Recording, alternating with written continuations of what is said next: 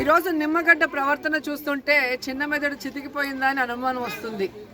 గతంలో జరిగిన వాటికి ఏ విధంగా వాటిని అన్నింటినీ సెన్సిటివ్ ఏరియాగా జెడ్పీటీసీ ఎంపీటీసీ యునానిమస్ అయిన వాటి మీద పెట్టాడో, ఈరోజు తాను ఎన్నికల కమిషనర్గా ఉండగా మరి చిత్తూరు గుంటూరు కలెక్టర్లను కూడా ఎస్పీలను కూడా మార్చేసి తనకి కావాల్సిన వాళ్ళని పెట్టుకొని ఎలక్షన్స్ జరిపించి ఇప్పుడు అక్కడ యునానిమస్ అయితే వాటిని అన్నింటినీ కూడా పరిశీలించాలి, వాటన్నిటిని సైడ్ పెట్టమంటున్నాడు. అంటే ఇతని మీద ఇతనికే నమ్మకం లేకుండా పోయిందని నేను అడుగుతున్నాను.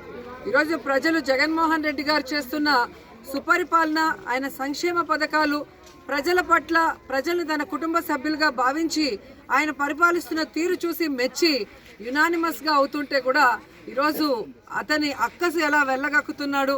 చంద్రబాబు నాయుడు అండ్కో మరి డైరెక్షన్లో ఆయన ఎలా పనిచేస్తూ యునానిమస్ అయిన వాటిని కూడా ఈరోజు ఇబ్బంది పెట్టాలన్న పరిస్థితికి తీసుకురావటం మనం గమనించాలి.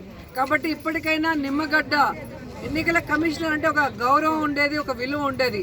దానికి తగ్గట్టుగా ప్రవర్తించి ప్రజలు ఏదైతే ఇచ్చిన తీర్పు ఉందో దాన్ని గౌరవించాలి. కానీ ఇలా హాస్యాస్పదం చేస్తే మాత్రం బాగుండదని కూడా ఈ సందర్భంగా తెలియజేసుకుంటున్నాను.